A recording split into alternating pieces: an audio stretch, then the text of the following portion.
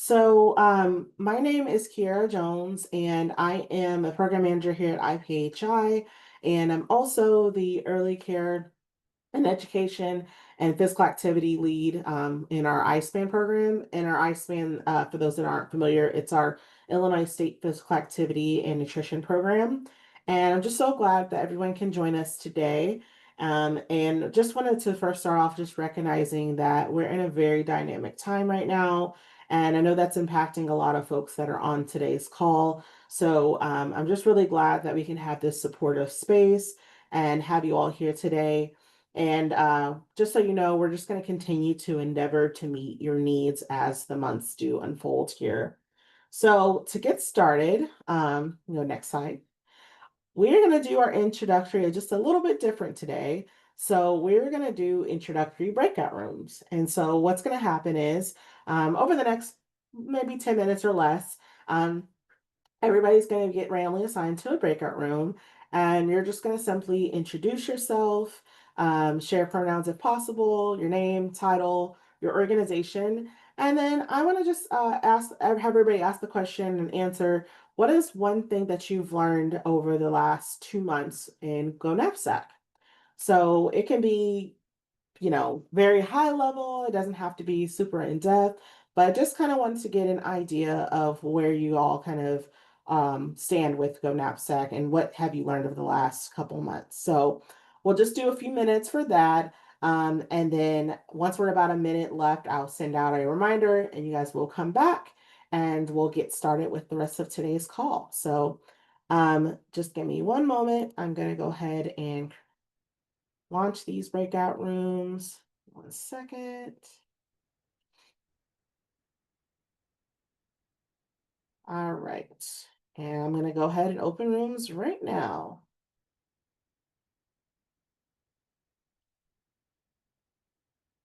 And if anyone has any difficulties, feel free to let me know. I will be here in the main room so I can reassign if needed. Here, you want the facilitators to join a room? Um, you can if you want. Yeah, that's not a Okay, problem. I'm going to stop sharing and join that. Okay, sounds good. Thank you.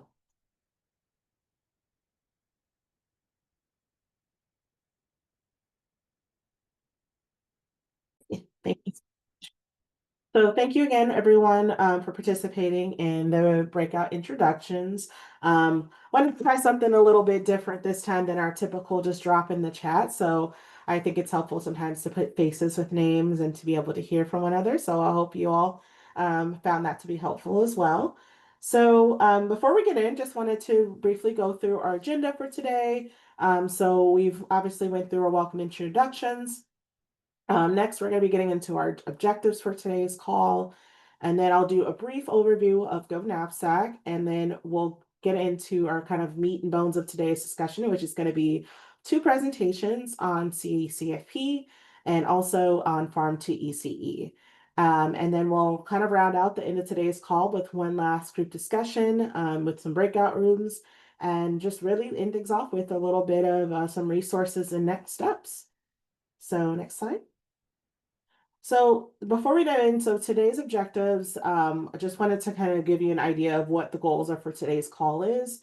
So we want to explore CACP and Farm to ECE, as I mentioned.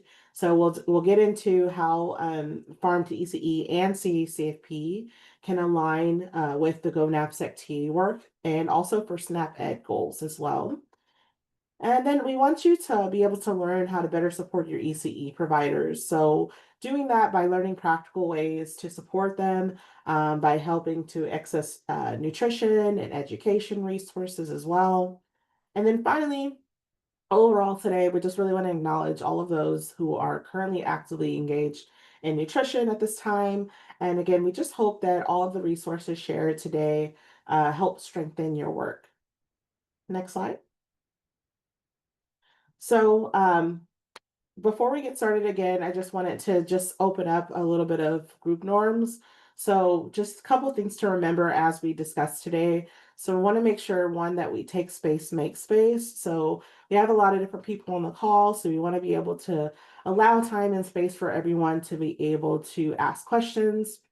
One, Also want people to be able to be present as possible. I know this is the afternoon time. Everybody's probably had lunch. And I know for me, sometimes I get a little tired in the afternoon, but just ask, since we do have a limited amount of time together, that you just try to be as present as possible as you can during today's call. Um, Make sure to ask questions, whether asking in the chat or if you want to raise your hand and unmute at any time, you're welcome to do so. And finally, listen with openness to new ideas and perspectives without judgment. So if that seems okay to everyone, then I would like to see if you can put a little thumbs up react, or if you have any other norms that you feel like should be added. I would love to hear that. I see some thumbs up coming through. That's awesome. Oh, lots of thumbs up. I saw a little burst there. So fantastic. Thank you so much. If you have any other group norms that you would like to add, we would love to hear those. So you can feel free to drop them in the chat and we can maybe add those to group norms for our next meeting. So now we're going to get into just a very, very, very brief overview of the Go NAPSACC Teen Network. So the Go NAPSACC network, the reason why I want to just kind of level set, for those that may be also new to the call, I just always like to keep in mind like what we are and what we do and what our goal is. So the Go NAPSACC Teen Network is a community of over 117 TA providers across the state, and they're all dedicated to this is dedicated to peer learning and resource sharing. TA providers play a key role in helping programs navigate this platform, helping complete self-assessments, and also implement action plans as well. And so the goal of this network is to support TA providers in working with ECE programs by using Go NAPSACC tools to assess and improve nutrition and physical activity and overall wellness in childcare settings. And so we do meet quarterly. So our first call this year was in March, as we're meeting today, and our next call will be in September. So again, next slide. All right, so we are going to have a couple polls for this before we get into this presentation today. Really just want to give a little knowledge check to see where everybody stands on where they are with CACFP and for the ECE. There's no right answer. These questions are based just asking, what is your general knowledge on both of these topics before we get into these presentations. So I'm going to quickly launch the first poll. Just give me a moment. And this one's going to be about CACFP. So I'll just give y'all a moment. So the question is, how familiar are you with CACFP, which is the Child and Adult Care Food Program? And I'll give y'all a moment. I see some answers coming in. Okay. It's looking like so far the majority is saying somewhat familiar. That is great. Got a couple more people coming in. And then some very familiar as well. Awesome. Okay, well, I'm going to go ahead and end this poll and just going to share the results just so everybody, if you wanted to have an idea. So about 75% of you all are pretty somewhat familiar with CACP, so that is fantastic. I'm hoping that with our presentation today that we'll be able to possibly move that up a little bit more. And it looks like we have some opportunities for those that haven't done much or haven't heard. So that is also that's also great to hear. So there's some growth, some space for growth there. All right, so I have one more poll before we get started in today's meeting. Give me one second.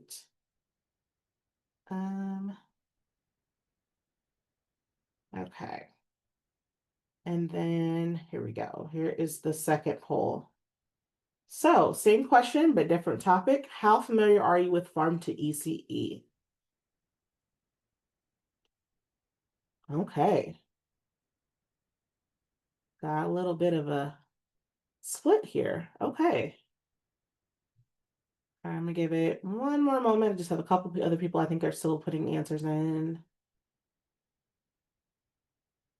Okay, I'm gonna go ahead and end the poll.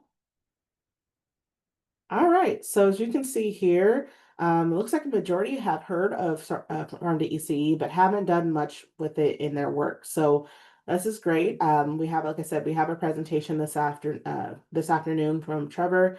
So hopefully give you a little bit more knowledge into that, as well as for those who are somewhat familiar as well. So thank you all so much for participating. So I'm going to stop sharing these polls and let's see here. Okay. And then we're going to get right into our first presentation.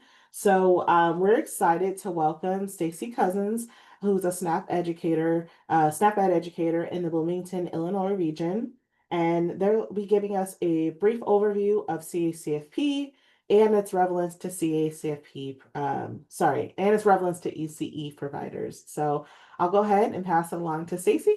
Take it away. Awesome. Thanks, Kiara. Um, so as she mentioned, my name's Stacy Cousins, SNAP Ed educator. I only have 10 to 15 minutes, so I'm gonna kind of speed through this. But as I did tell my group during our introduction breakouts, I have been on the road, or I was on the road at 4 a.m. this morning, and I'm not in my office with my normal setup. So we're going to see how this goes because without my second monitor, I can't see my notes. um, but I know I saw Caitlin Street Matter was on here, and she's kind of my backup. She helped me create this presentation. So if I forget anything, Caitlin will chime in and help me remember. Um, but anyway, so what is CACFP? As you heard, it's the Child and Adult Care Food Program. It's a federally funded program that is similar to like the National School Lunch Program, School Breakfast Program. So it's a reimbursement program where childcare or adult care settings can be part of this program and then get reimbursed a specific amount of money for the nutritious meals and or snacks that they serve in their organizations. This one is interesting because we think of it in this space only with child care providers, whether that's centers, home-based, but you can have this program in adult day centers, homeless shelters, if there are children living there, at-risk after-school programs can all participate in CACFP. But we're just going to focus on the early child care setting today. My buttons don't want to work. Okay, so in the last 30 years, so CACFP, before our updates in 2016, the last time the standards were updated was 1968.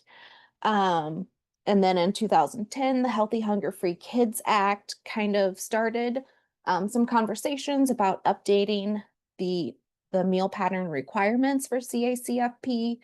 And those took effect in 2016. So as we all know, the nutritional needs in 1968 were very different than the nutritional needs in 2016.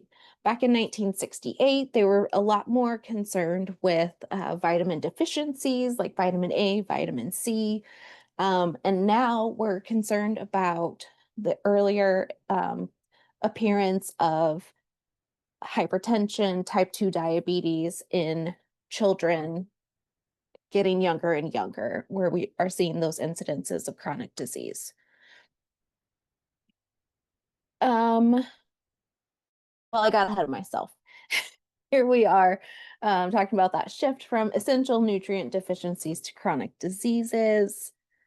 So the purpose of the update in 2016 was to align the meal pattern requirements with the dietary guidelines for Americans, addressing the current health status of children and adults, and then to really enhance the nutritional quality of meals and snacks. So starting to get more fruits and veggies moving away from those pre-fried foods, The milk requirements changed in 2016. And then so that this way we can really help children develop healthy eating habits. Um, so what types of programs can participate? I kind of talked a little bit about this, but it can be public, nonprofit, for-profit, non-residential childcare centers. So it could be Head Start, early Head Start, preschool programs, before and after school programs, or after at-risk after school programs in low income areas. So that's that at-risk component. And then emergency shelters. So it can also be public and nonprofit institutions who are sponsoring family day care homes or family child care homes. In the state of Illinois, the adult care portion of the program is not administered by ISB like the child care side is.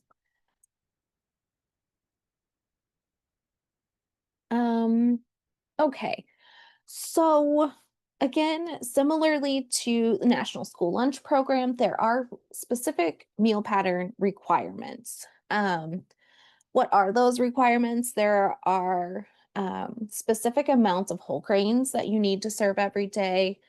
There are limits on grain-based desserts, fruits and vegetables, and then sugar limits. So there are very specific sugar limits for yogurts and cereals in particular, that have been a little bit difficult for our providers to reach, because of how the vendors that they're using, especially in childcare centers, meeting those types of limits. You will see as you get more involved in the CACFP, there are different meal requirements for the different age groups that you might see in a childcare facility or home. So there are specific meal pattern requirements for infants, for toddlers, let's see here, infant 0 to 1, 1 to 2, and then 3 to 5 have slightly different meal pattern requirements. Most typically, that is in the type of milk that's served. Obviously, with infants, it's iron fortified infant formula. If the center is providing that to be reimbursed. And then moving into the toddler years, whole milk, and then that 3 to 5 or 2 to 5, moving down to 1% or skim milk. There's also different sizes of servings, because the size of a 1-year-old stomach is not the same as the size of a 5-year-old stomach. So we have different serving sizes for the different age breakdowns. So I don't remember the exact reimbursement rate off the top of my head. And ISB probably wouldn't want me to tell you that anyway, because it changes. But there are specific reporting requirements for participating in CACFP. So you would have to keep track of the food items that you have, that you are serving, those child nutrition labels, to make sure that those products are meeting the whole grains, grain-based desserts, sugar requirements. Um, and then how many meals you're serving each day. And that goes along with the data collection. Those kind of go hand in hand there. Okay, so the benefits of participating in CACFP and why we are wanting TA providers to kind of help start this conversation and help centers and providers kind of think about this is it can help in purchasing food because they are getting a reimbursement for the foods that they purchase. Um, it helps to offer balanced meals to the kids in their care. And we have lots of research showing that good nutrition improves student behavior. So if a child is hungry, they're not going to focus very well. They're not going to be in a place and space where they can learn at their best. But also, if they are coming to the center, um, maybe just from eating a bowl of sugary cereal, and then we see that sugar crash, again, they're not going to be learning at their best capacity. Um, okay, so what can SNAP-Ed do? Um, all of our SNAP-Ed educators across the state are all Go NAPSACC TA providers, so we can assist in that. Um, we can also provide trainings to support nutrition best practices, but not on the meal patterns specifically. So we can provide trainings to help encourage family style meals, um, conversation starters, or how to talk about food in a healthy way during meal service times. But we cannot train specifically on like children aged 1 can have or should have like half a cup of pasta or whatever. And I totally made that up. I don't know that that's the actual serving size. um, but ISB wants us to refer our providers to them for those specific technical details on the program. But we can help provide trainings in the implementation of those. Environmental and policy support. We know it's very important to have, signage and interactive settings within the classrooms to help encourage nutrition. And we can help provide some of those materials, policy support.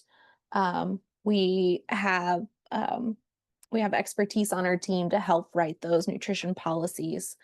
Um, and we also can provide information for parent education promotion. We have a very large team of community outreach workers who can do parent classes, talking about how to feed their families. And then we are able to connect our partners with ISB to get started and to receive that technical assistance.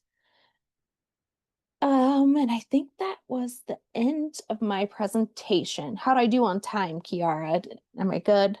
You are great. You actually got about 5 minutes early, so we actually have a little extra time for Q&A. So I would love to open that up. Thank you so much, Stacy. That was so helpful and giving an overview on CACP, and I even learned a couple new things myself. So thank you for that.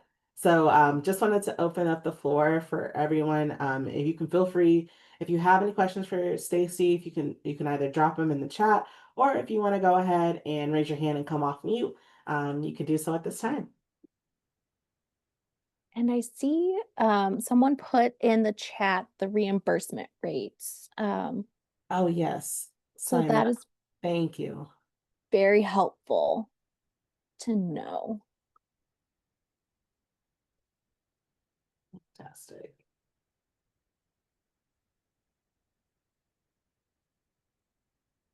And I'll just ask Caitlin, did I miss anything? Not that I can think of. Anyone else has anything to add that I have a or question questions? for you Simon guys. has questions. Hi. Hi. I am a faculty extension specialist in the University of Illinois Urbana-Champaign. So nice meeting you, Stacy, and thank you so much for your presentation. I was wondering, like when you work with the early care education providers, what are some things they say about CSCFP, like positive, negative? Do you like, say for example, you are pitching someone about the program, what are the initial reactions do you get? Initial reactions for me personally typically are that it is more work than they necessarily want to do, because it is a lot with paperwork and record keeping. So that's one of the kind of pushback comments I hear often. But in my own experience, I feel like the reimbursement rates are kind of outweigh all of the paperwork that has to be done to help uh, cover the cost, so to speak.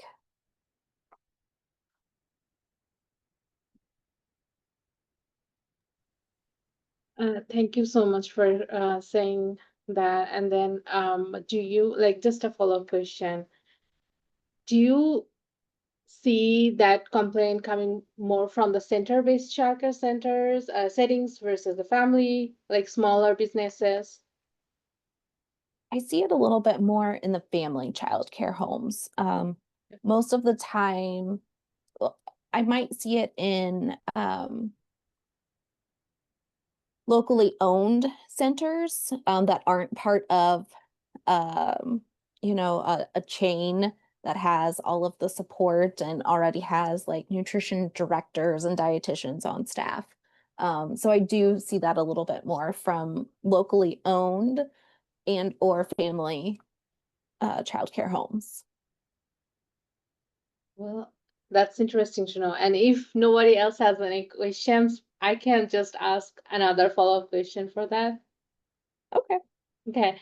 So how do you then convince them or response to that, give themselves a response, how do you deal with that conversation when they say like it's too much to work on? Yeah. I myself just kind of remind them that they're not alone in this, that they have my support as a technical assistance provider, and that I'm always happy to help connect them with people who know more than me. Or if it's something that I can help with, I always volunteer to kind of help with that.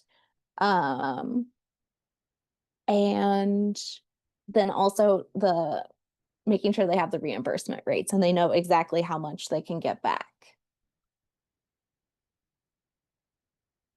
Thank you. You're welcome. Thank you, Sama, for the great questions, and appreciate you elaborating more, Stacy, on that. Does anybody have any additional questions for Stacy?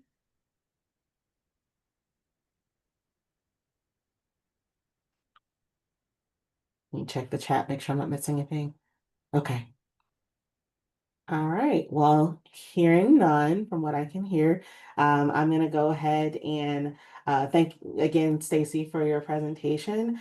And now we're going to get into a farm to ECE presentation from Trevor Johnson. So Trevor Johnson, for those who do not know, is our Nutrition Initiatives Program Manager here at IPHI.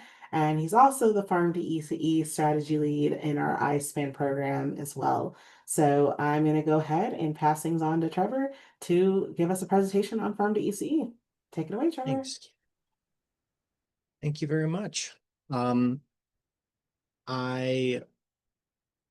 want to first ride the coattails of what Samia, the question and answer last from Samia, is how do we approach this conversation when the experience out there from some people can be that it's the juice isn't worth the squeeze.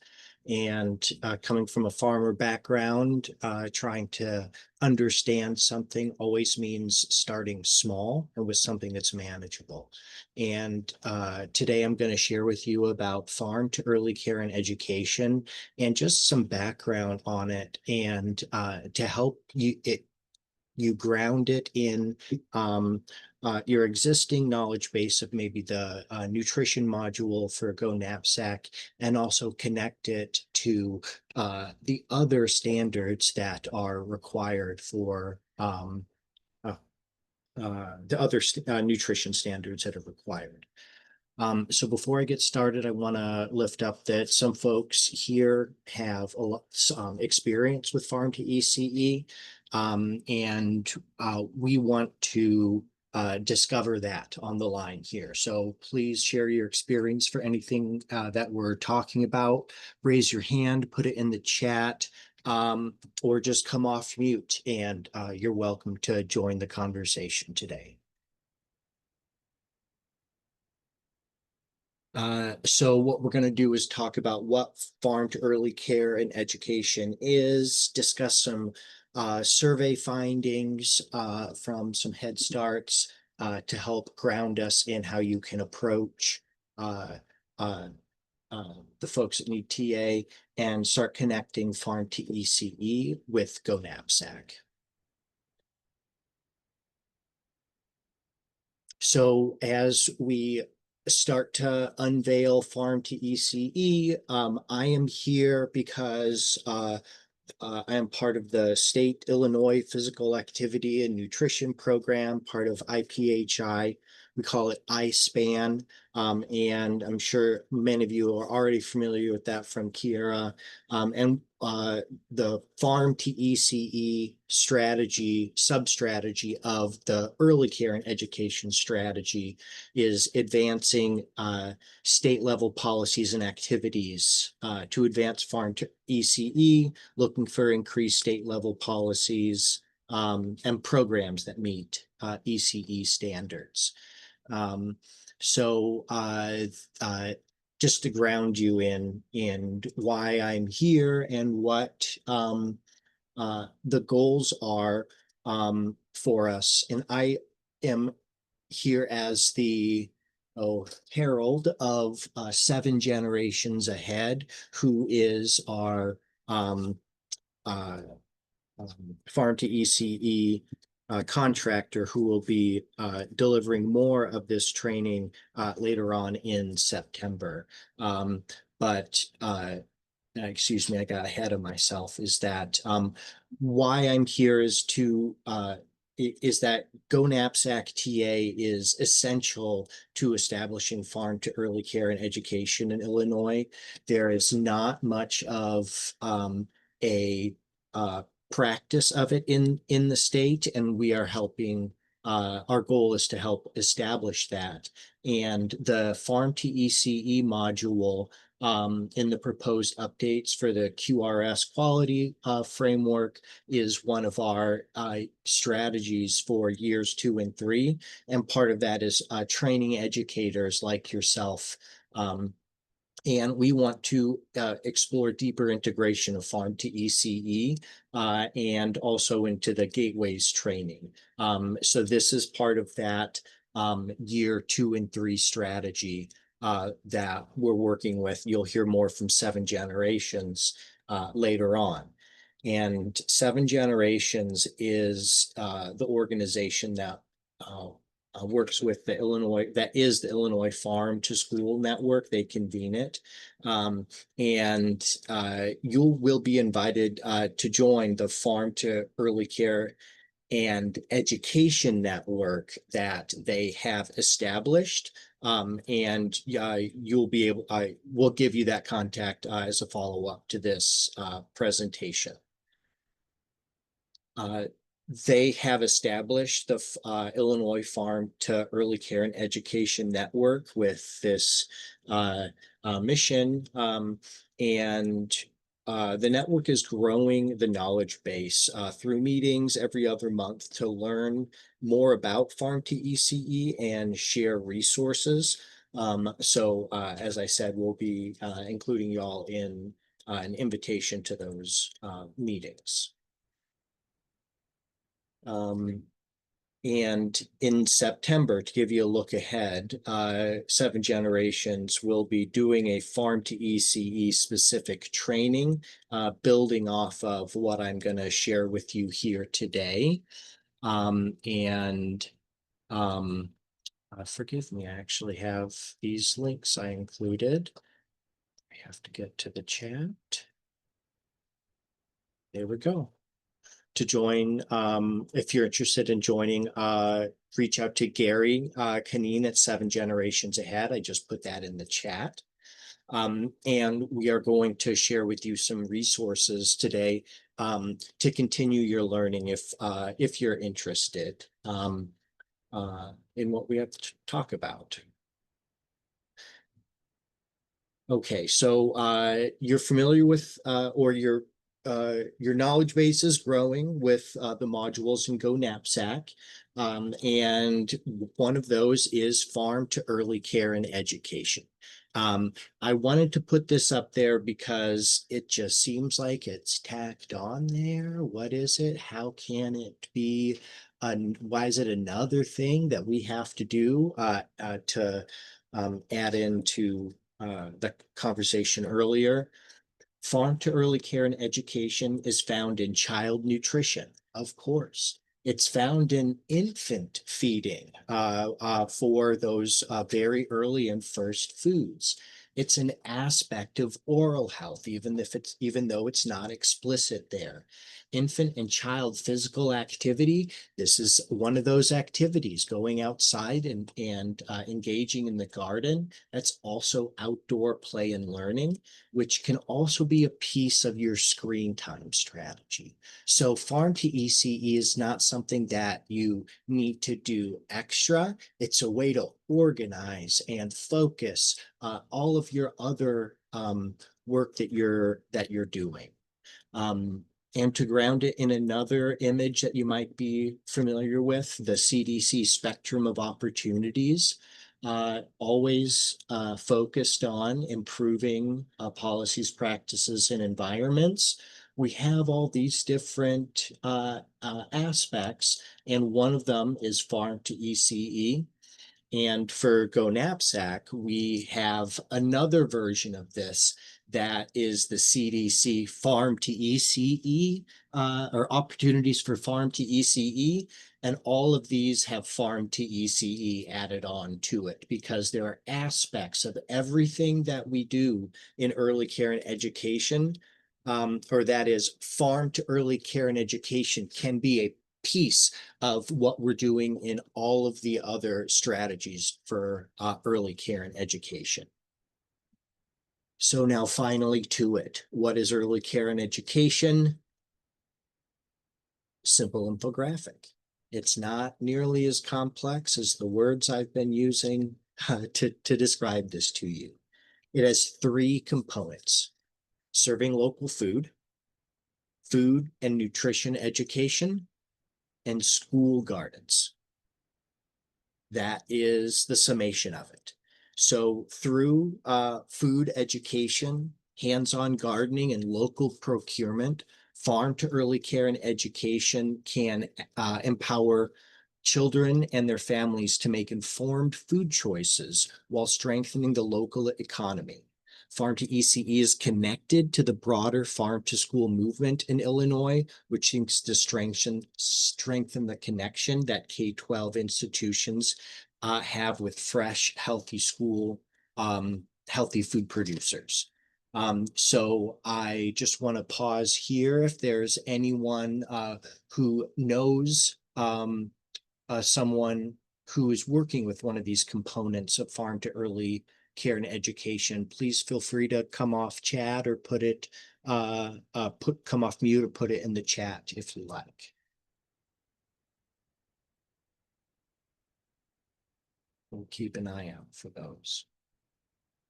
So why do we do Farm to Early Care and Education? I alluded to it earlier that Farm to Early Care and Education offers many benefits that support the existing goals of early care and education.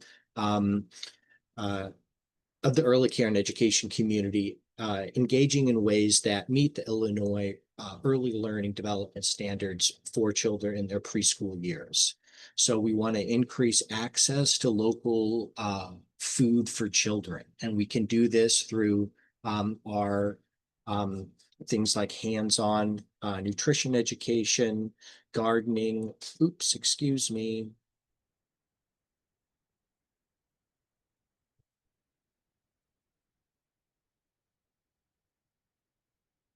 Here we go. We can do these with activities that empower children and their families to stay informed and also strengthen the local economy. So this is part of a narrative as well that can drive families to want to attend a specific site or center. And as I said, these connections to K through 12, other K through 12 goals.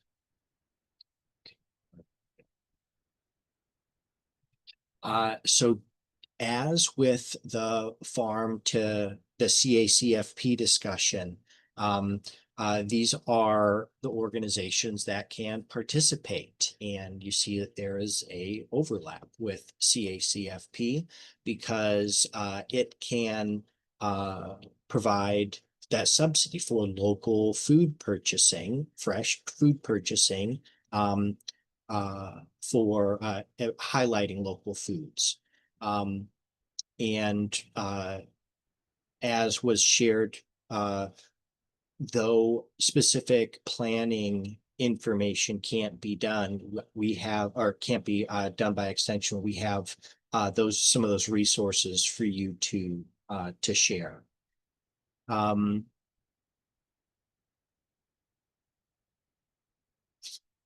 As a recipient of early version of farm to early care and education in my life, I know that this is the kind of work that emphasizes lifelong health and wellness for not just children, but the families and the caregivers that work with them. Influencing positive eating habits and preferences really, especially during formative years. I know I'm speaking through the choir here. So this makes a huge difference for children's health, and to ground that in local agriculture can also emphasize local development with our works here. Things that can be shared from generation to generation.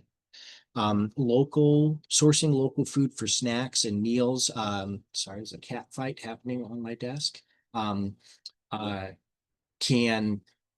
Supporting local foods is a way to also engage kids in the wider community in visiting farmers markets.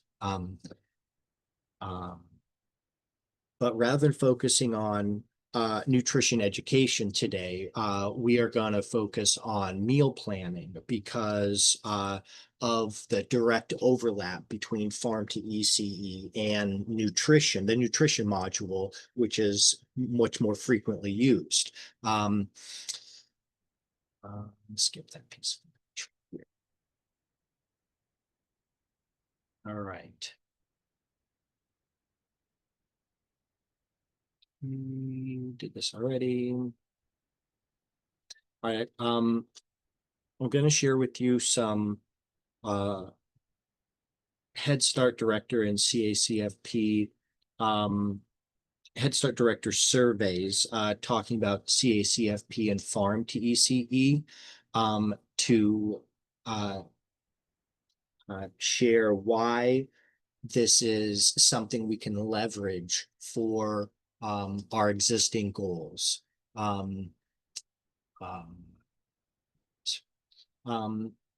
So to give you an idea of the eagerness of some sites to support, though they have some challenges, there is familiarity with farm to early care and education and a strong interest in learning more. So though there are barriers to that people experience to this, there is also a strong interest in it. And for those that have engaged with it, identifying pieces of curriculum or events to engage in, even single events like the Great Apple Crunch that happens in the fall. These are the singular events that you can plan around that aren't a big step into CACFP or farm to ECE. It is just doing one thing to try and get the infrastructure in place, build the knowledge. And this is where you can do that menu planning, purchasing with CACFP funds. So to finally use my pun of planting the seeds of farm to ECE, this is just the first step of growing your knowledge base. Share it with the other TA providers, have this start a conversation, maybe with some of your existing clients that are already eager to talk about this. And again, this is a way to meet the Illinois Early Learning and Development Standards. So to grow your knowledge base around how this can function for meal planning is just the start of how this can benefit the folks we work with. You can also encourage folks to engage with their distributors about what local food or food options they offer, and identify where farm to ECE activities naturally fit into their current programming curriculum. So what I'm going to drop into the chat now, I think these links will work, are a few tools to help with the farm to early care and education aspects of the nutrition module for Go NAPSACC. So we have an Illinois what's in season map. Oh, and also you'll see these are from Extension and all the delightful folks that are in the room. We have a what's in season map, so you can do a little bit of planning in the long run. We have a CACFP vegetable and snack menu that is provided by ASPHN. And there is tools for you to use there that overlap with the requirements of CACFP. We have a document of how to buy, prepare, and serve local foods if that is of interest. And we also have the material that this presentation was based off of in the Farm to ECE 2-pager. And do this. Kiera, I'm over time, I imagine, aren't I? You just breathe a little bit, but Okay. you have a little bit of built in because yeah, you're fine. Okay, I appreciate that. So what I'll do is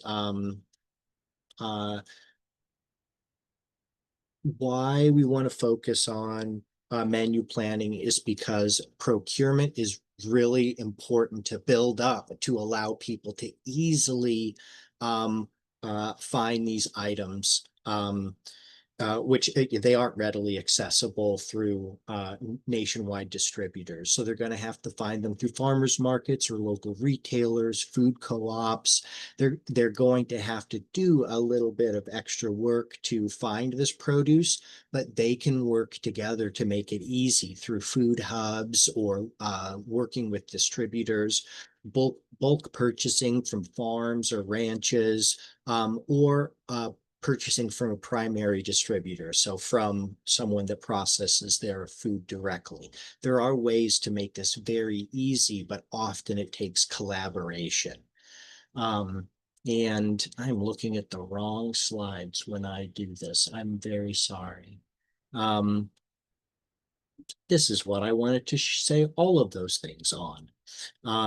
And we're going to talk more about this in September when Seven Generations does their presentation. And just in case you missed it the first time, I'm putting Gary's information in there. And we will grow your knowledge base from the seeds we planted. And I think we can stop for a second for some basic questions right now. Yeah, okay. Anybody come off mute? Put something in the chat.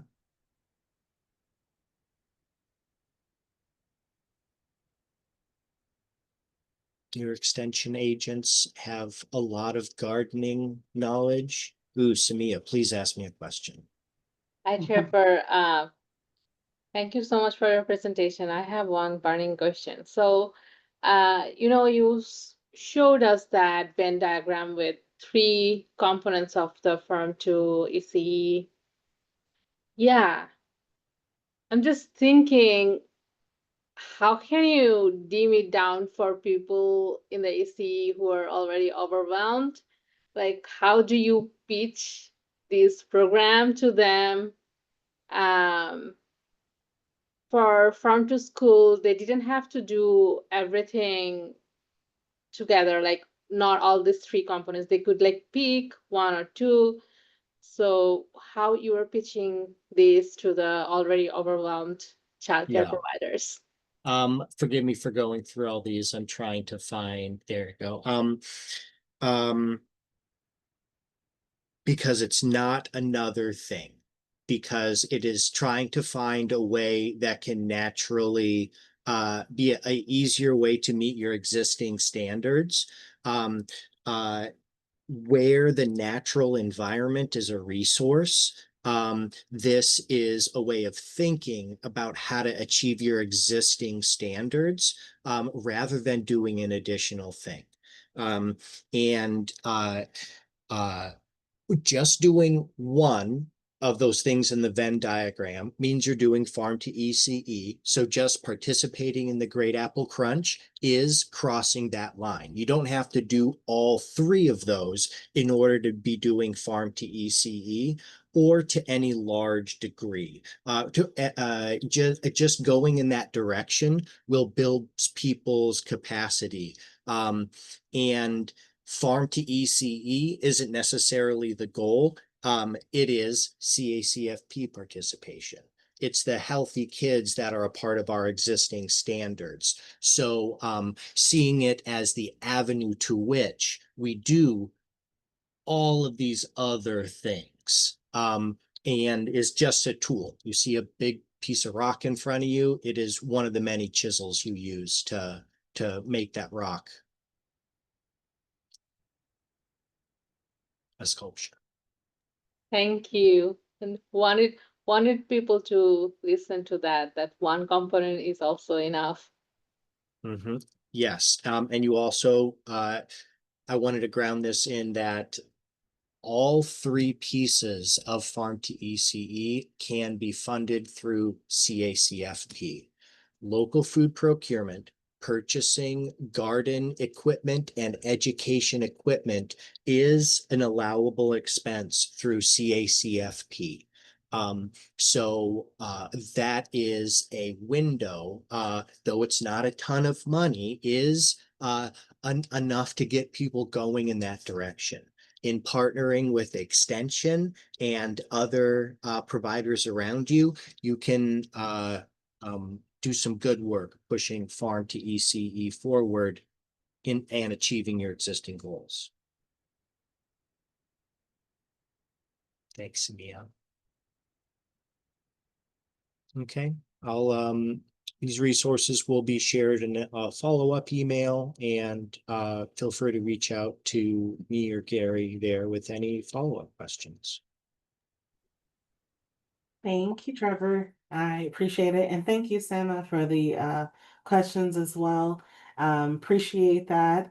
And so as we're moving forward, since we did a brief check at the beginning of the poll of the call on a little poll, I now would like to do kind of a post knowledge check poll.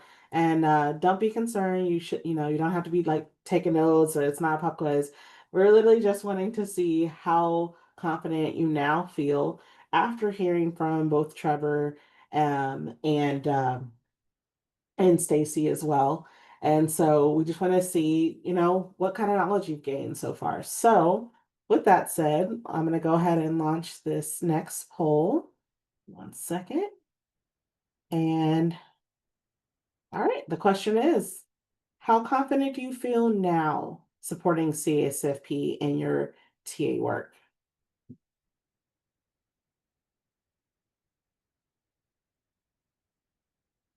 Awesome.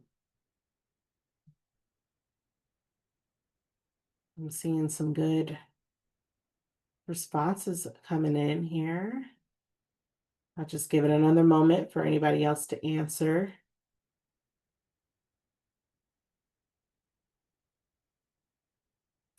Okay.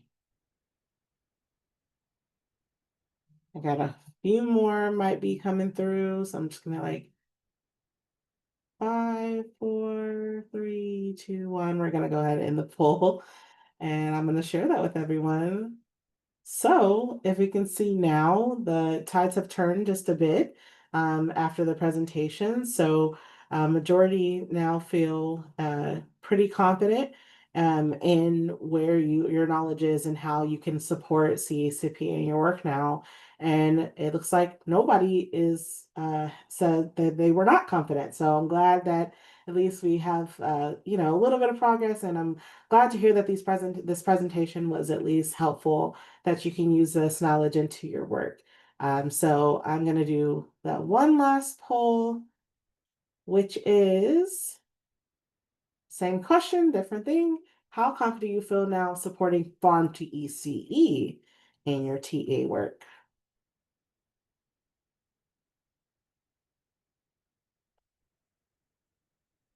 Okay.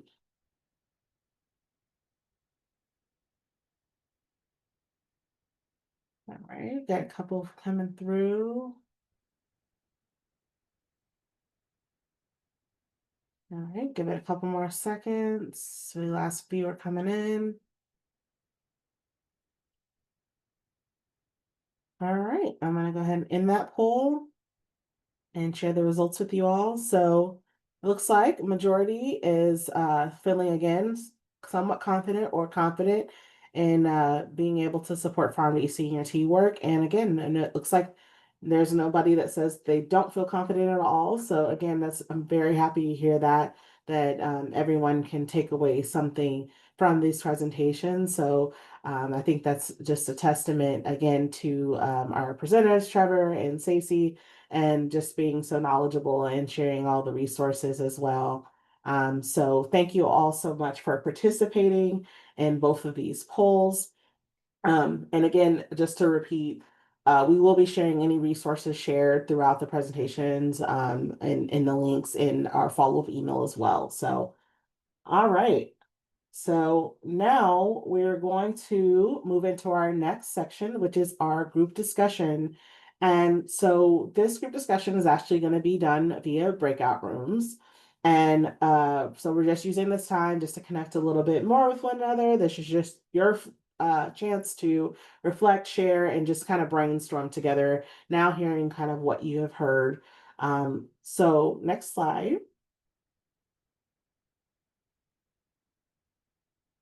So the breakout rooms are going to be about 15 minutes, and you're going to be randomly assigned just like you were. Oh, my apologies. I was still sharing the the poll. So you'll be randomly assigned to a breakout room. And so each group, again, will have a set of guiding questions to help facilitate your discussion. We do ask that you designate at least one person to take notes.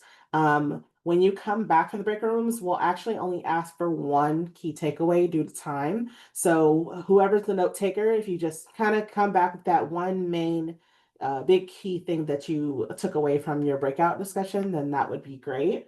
So Jasmine, if you could just go ahead and copy and paste these questions into the chat. And Trevor, you can go to the next slide as well. So these are the discussion questions that you're going to be going through in the breakout room. So The first one is, are you currently supporting any ECE sites with CACFP? If so, what has that support looked like? And a follow-up to that would be, how can you integrate Farm to ECE into this work now, knowing that what you have heard? Number two, what barriers do ECE programs in your region face when trying to participate into ECE? And then what strategies or messaging have worked well when encouraging CAC participation? And then the last two, so what additional trainings or support would help you feel more confident? And who are your local partners, and or who would you like to partner with to support Farm to ECE? So I know Trevor's already mentioned in our meeting coming up in September, we'll be talking with 7 Generations Ahead. But if there's anybody else that you may have in mind, we'd love to hear that. So with that being said, I'm going to go ahead and I'm going to Kira, can I say something? oh, I'm so sorry. Yes. I think half of the people just dropped off, and we Oh, have like 12 people in here, okay. including people who don't really do implementation work. Do you Okay. think it will be good to just discuss openly in this, main session? Yeah. Yeah. Thank you for Simon for pointing that out. I just noticed that myself, so thank you. So yeah, that's totally fine. We can pivot and just do a kind of an open discussion with these in the time that we have. So let's just go. Oh, since we have a shorter amount of people, let's just over the next maybe 5 to 10 minutes, just kind of go through some of these and see what your thoughts are in there. So whoever would like to start, so if you want to just kind of raise your hand or go around, first question is, are you currently supporting any ECE sites with CACFP? And if so, what does that support look like?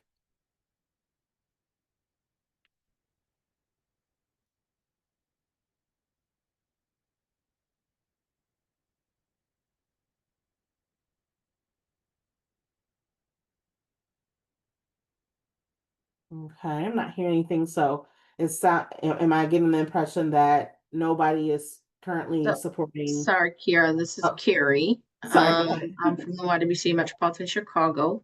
We are actually a CACFP sponsor. So we definitely do support programs with CACFP. Ironically, with the Go NAPSACC and kind of doing that assessment, it's been a bit challenging to integrate both of those things. So we're still working on that piece. And because the geographical boundaries for CACFP are different than R&R, we have some programs that cross service delivery areas. So we have several programs for our food program that are in Chicago and outside of our R&R area. So yeah, it was interesting to hear about the additional like farm to ECE component that is an approvable cost for CACFP. So interested to work with my team and dig into that a little bit more. And I guess to piggyback for CACFP, how we promote it is a lot, especially with our family childcare providers, is don't you want to get paid for something you're already doing? Because if you're already feeding children and you're already spending money, yes, you have to meet some requirements and we're going to make sure that you're providing quality food, but you can get reimbursed at some or all of that expense.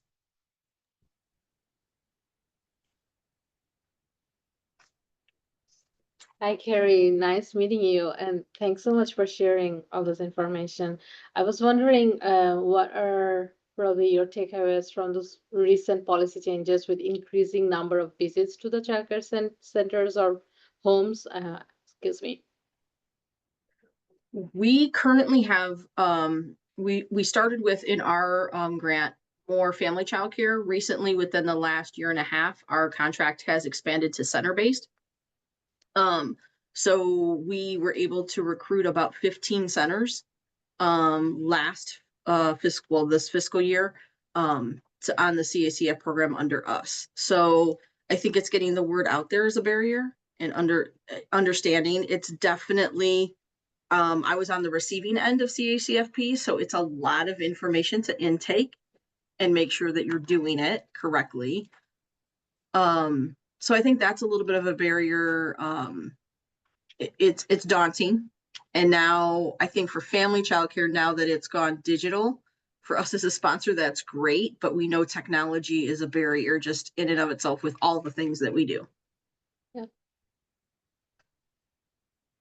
Do you foresee having AI to take over a lot of the tedious work? I don't know about that. I mean, I would love to say yes, but again, it's bringing along our providers that are technology challenged have been our constant providers that have been doing this for 10, 15, 20 years. And part of it is just fear and a little bit of resistance to change. Thank you so much for sharing. Yes, thank you so much, Carrie. Does anybody have anything to add to that on how they're supporting ECE sites, or any thoughts on how, now knowing what you know from farm to ECE, about how you may be able to integrate farm to ECE into this work? I know one point what Trevor was saying was, it's really not a lift, if you will, and it's not doing every single aspect of that, but just even incorporating one piece of that. So is there anything that you can now, knowing what you know, think of a way that you can integrate farm to ECE into this work?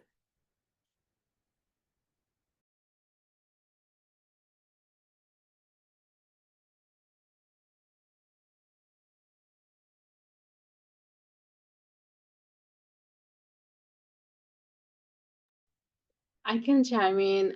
So recently I had a visit in the Sola Gratia farm.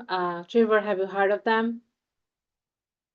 So it's just a very beginning. I'm at the very beginning stage of my collaboration or like working with them. It's not even collaboration at this point. It's like they know my name.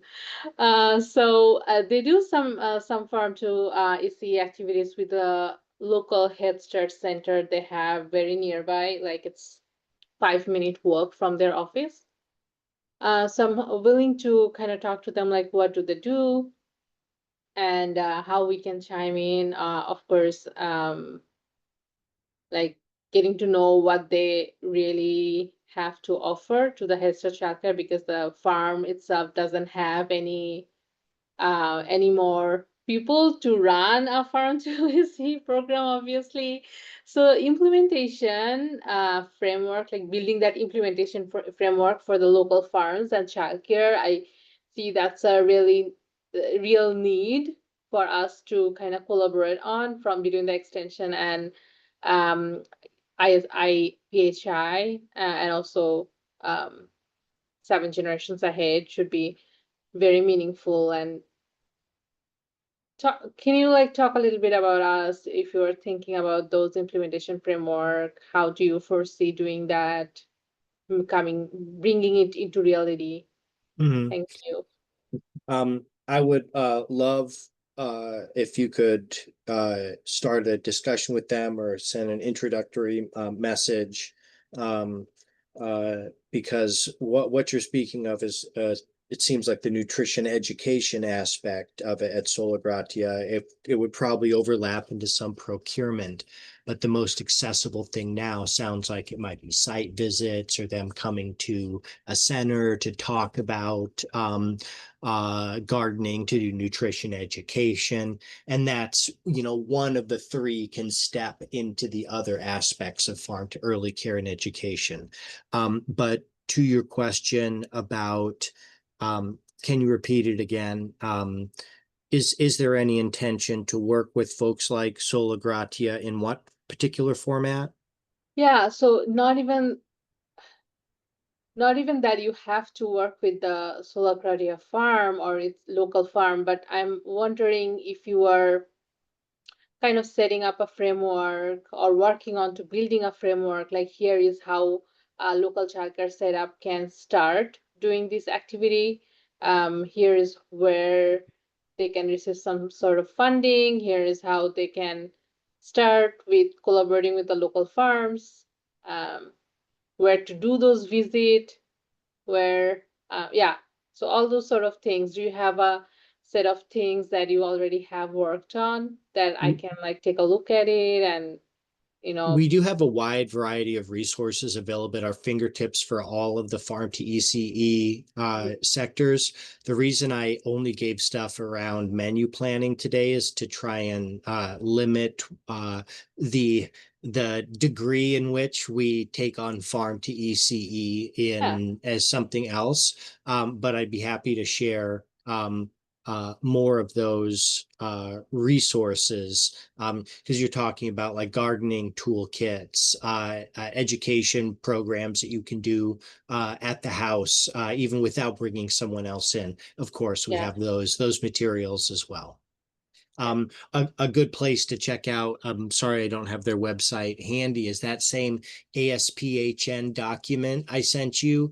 The ASPHN website hosts a whole plethora of farm to early care and education resources in all the categories, and more than you could ever want to digest in a moment. So that would be a great place to go for if you want to dive deeper, the ASPHN farm to early care and education sector of their website. Thank you. Yeah. Thanks, Trevor, for providing those resources, and thank you, Sama, again for the question. So I know we have probably about 4 more minutes to wrap up with these questions. So I just want to touch on a couple more. So during the presentation, I know a couple of you had mentioned some of the barriers that you face when trying to get people to participate with CACP and implement Farm to ECE. And one of those things was not having time, or stuff being too time consuming, and things like that. And I'm just curious if anybody has anything else to add to that, if there's any additional barriers that you face when trying to get participation in CACP or Farm to ECE.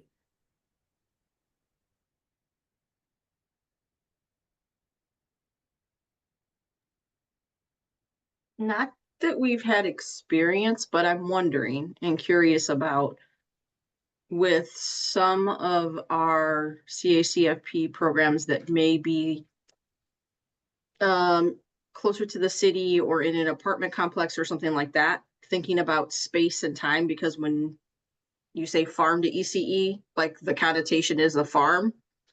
So I think maybe more articulation on that. Again, we haven't had that problem because we haven't pushed it yet, but I'm curious if that will be one. Farm to ECE can look like a tomato in a bucket. Yep. Yeah, it does not. ECE to farm maybe would be the better way to put it. It's about the ECE, not necessarily about the farm. If there are some extension resources for raised beds for folks that are interested in those type of things. And it's about the manageable size that can be taken on and fit into an existing ECE plan, rather than, oh, imagining a farm with children. Could you imagine this? Oh. Yeah, so I think it's just that connotation when you say that phrase of what the picture that's painted in someone's head. So like, again, when I talk to the team about like, we're really going to need to paint this and articulate what that means. Thank you. I appreciate that. Thank you. And that's a great point, Trevor, especially about, I think a lot of times it's meeting people where they are and using the resources that you have. So yeah, tomato in a bucket, that works, gets the job done. So I did want to just one more thing before we move into the next steps. I did want to ask one last thing. With everything that we've kind of discussed, is there any particular like additional training or support do you feel like would be helpful to make you all feel more confident in your work?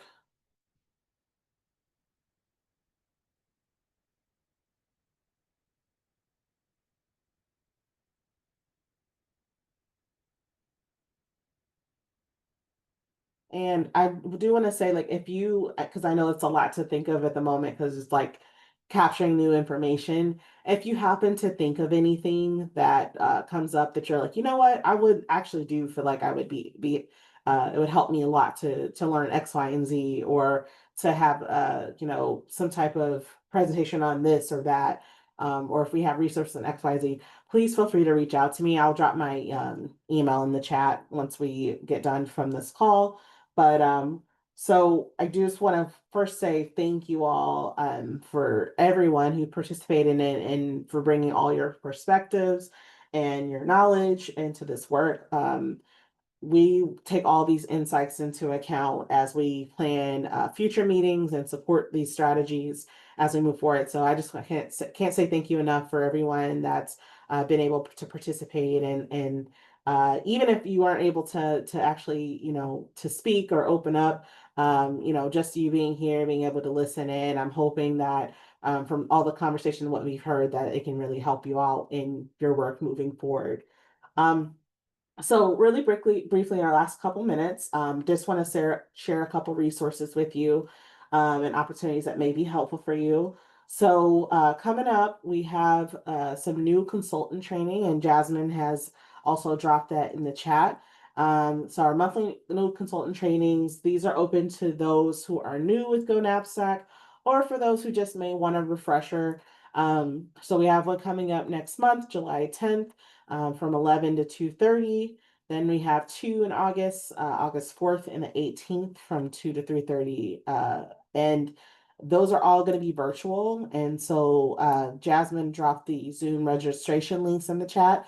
So if you are interested, if you're new to Go NAPSACC, or if you need a refresher, please feel free to use those registration links to join those new consultant trainings. And next slide. All right, and before we close out, just want to remind you all that our next quarterly call will take place on September the 29th from 1 to 2:30 p.m. As Trevor mentioned earlier, that focus of that call will be on Farm to ECE, and 7 Generations Ahead will be doing a presentation. And thank you, Trevor, for dropping Gary's information again in the chat previously as well. So if I just want to make sure you can everybody mark calendars for that. You will receive a calendar invite as we get closer to the call. And so just again, I just want to say thank you so much. These calls are successful because of your engagement, and we appreciate everything that you do to support early care and education programs. And we look forward to continuing these conversations and working together and strengthening our TA network. So if you have any questions, as you'll see, there's my email on the screen, and Jasmine has also dropped it into the chat. So if you have a question for myself or any of our presenters that presented today, you can reach out to me, and I can pass along any questions and vet those things. And as well as Trevor's dropped in Gary's information. So thank you so much, and I appreciate it. And I hope you guys have a fantastic rest of your week. Take care, everyone.